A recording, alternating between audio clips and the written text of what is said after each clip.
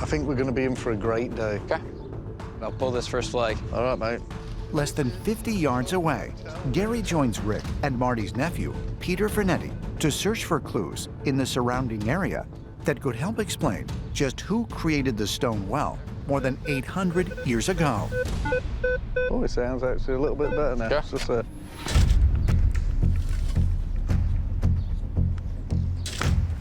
Hopefully it's not surface junk. Oh, it isn't, look. Look at that. What is that? More than likely, it looks like a door holder. Like a hinge? Yeah, like a hinge, an hanger, a door hanger. One end would have been driven into the wooden frame of a door, and then the door would have been hung on this. The swinging door. Been there a while, by the look of it, it's all encrusted. Do you know what era this is typical of?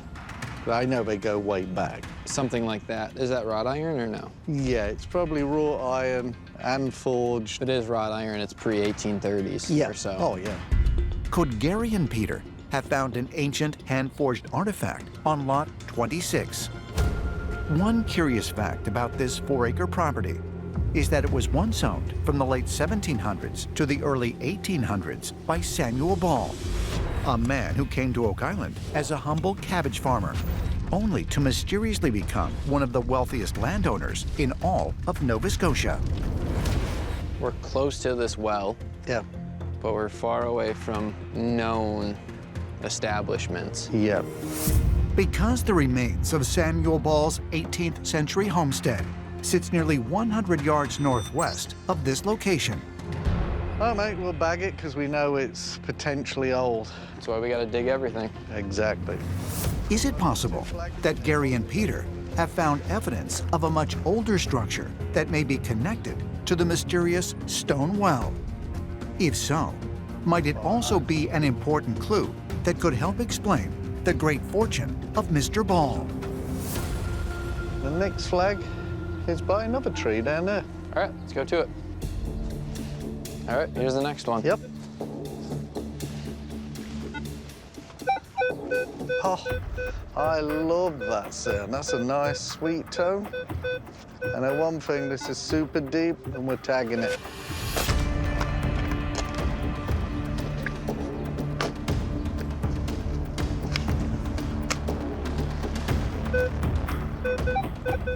You shaking it out, mate, on that last lot. Yep, there it is, mate. Oh, I know what this is. This looks like a pipe tamper. Back in the day, people would have had tobacco in a pipe, and they would have used this to pack it down. This is nice. And the first one we found on Oak Island. I love a first on Oak Island. This does look like an oldie to me. This looks like it's copper alloy. It's nice and crude.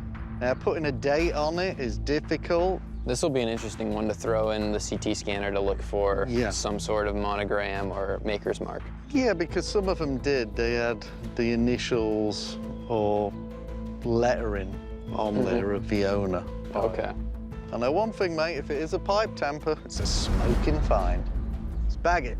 All the artifacts that we are recovering on lot 26 are really important to me because these artifacts will tell the story, and hopefully we can get to the bottom of this little mystery on lot 26.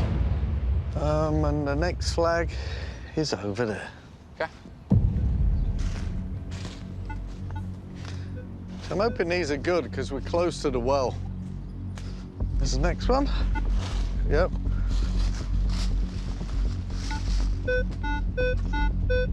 Just there, mate.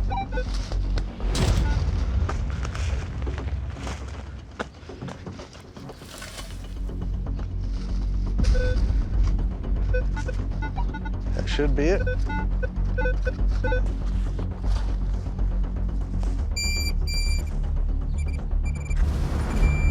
That's singing, mate. That's a screamer of a signal right down the middle. Right down the pike, mate. Oh, come on, artifact. I think we're about to save a little bit of history. He's there. Oh, yeah. Oh. There's like a swing door or a gate fastener. It had some ring bolts on it and it just fit in the top. This is the second one of these objects we have found in this area. We find a lot of one-offs on Oak Island. Now we've got two very similar iron artifacts. They do seem out of place. It's not the type of area that you expect to find artifacts associated with doors. We have to have them Carmen dated. So here's a little bit of history, and hopefully Carmen Leg can shed some light on it. All right, mate, keep moving. The artifacts are piling up on lot 26. Hey, Carmen. Well, hello. You got some more goodies this time? You know we do. Oak Island historian Doug Kroll and Scott Barlow have traveled some 50 miles to Northville Farm in Centerville, Nova Scotia. They are meeting with blacksmithing expert Carmen Legg to get his professional analysis of the metal artifacts that were discovered 2 days ago near the ancient stone well. So we brought a couple of things that Gary has found on lot 26. They're both found in close proximity to each other. I'll let you have a look and see what you think they may be. All right. It has that hinge appeal to it, but kind of curious on what you think they are. Can I see the other one too, Yep. Scott? They both have a similar shape to them. Yeah, this one is more encrusted and both the same thickness. These are broken pieces off of a cutting tool. These are from a bush scythe. Oh, wow. Dating back as much as 5,000 years, bush scythes were used throughout Europe and Asia as cutting tools in the field of agriculture. However, when European cultures, including the Spanish, English, and Portuguese, began exploring North America by the 15th century, bush scythes became essential tools on large sailing vessels. And the bush scythes would be used to hack off alder bushes and small shrubs, anything up to about 1.5 inches. And they would smash them off and get encampment areas cleared so that they could come ashore, put up a little habitation or something like that sort of thing. Yeah. Actually, if you look behind you there, you'll see a bush scythe leaning up against the wall there. You can bring that over and we can compare and show you exactly what part this is. Yeah, this is what I remember, except the ones we had, they were much longer. Yeah, it's a lawn blade or a grass blade. And if we compare it with that one, you can see it's the exact match. Yeah, that's identical. So if you were going to put a date range to these ones, what would you think? These are much older. The way these are made and shaped, I'm going to say probably middle 1600s. Wow.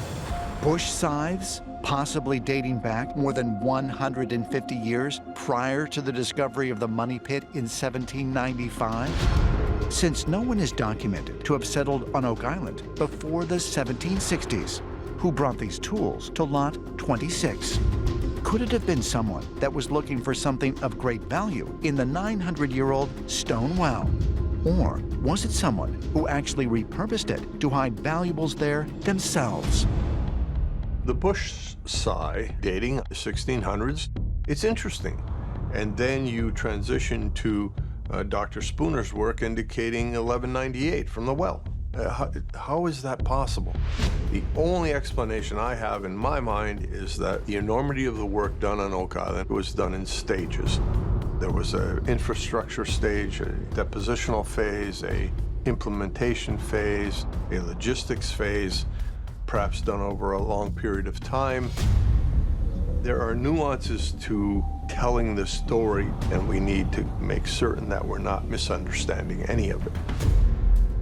Again, it reinforces that people were probably around here a little before we thought they were. Oh, absolutely. These are before any settlement or habitation here in Nova Scotia. Yeah. Because it is uncommon to see one this old. Why would you need a bush scythe on Oak Island in that time period? And to find two of them, it almost suggests there may have been multiple people there trying to clear an area. It could have been very possible that this was a point of entry to the island, like where people were coming ashore here.